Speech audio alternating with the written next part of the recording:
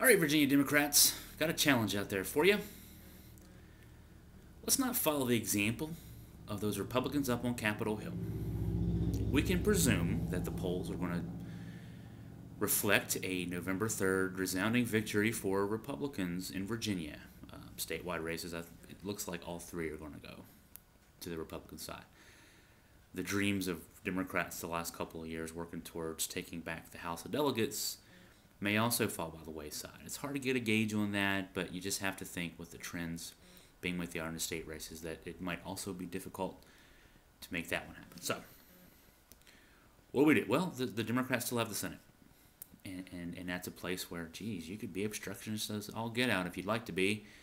And Republicans on Capitol Hill have done, I want to say the words good job, but the word good applied to what they've done is not accurate.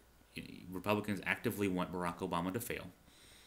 They actively want Nancy Pelosi and Harry Reid to fail. They want to see the Democrat agenda, as they like to call it, go down in flames. Unfortunately for them, what that also means is that they're doing their damnedest to keep America from moving forward. And that isn't the American way. And so, as tempting as it might be in a retributive sort of way to emulate those guys up there and gals and say, if that's what you're going to do, we can do it just as well as you can. But I want to say that the people that I support, and that sliver of me that's a Democrat, has a conscience. And I want to see Virginia move forward. Now, we're not going to be successful on Election Day in getting the voters to give us unadulterated, full access, the keys to state government. But we got to still keep our ideals, right? We've got to reach across the aisle and see what we can get done. And we know that there's a lot on our agenda that Virginia voters agree with.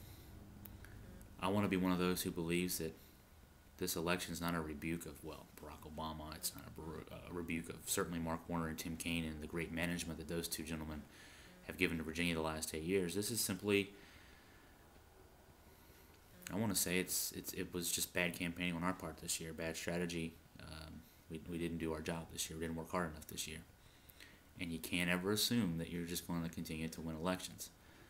I don't know that a one-party state's good for Virginia anyway. So, let's make it a policy. Let's make it a practice. Make it our approach that we reach back out there. And if you think about it, that's what our side did well the last 8 or 9 years anyway. That's why we're in the position we were in heading into this year's elections. Bipartisan Democrats. That's what Virginia voters wanted to run the state. We can get back to being that. We can start that on November 4th.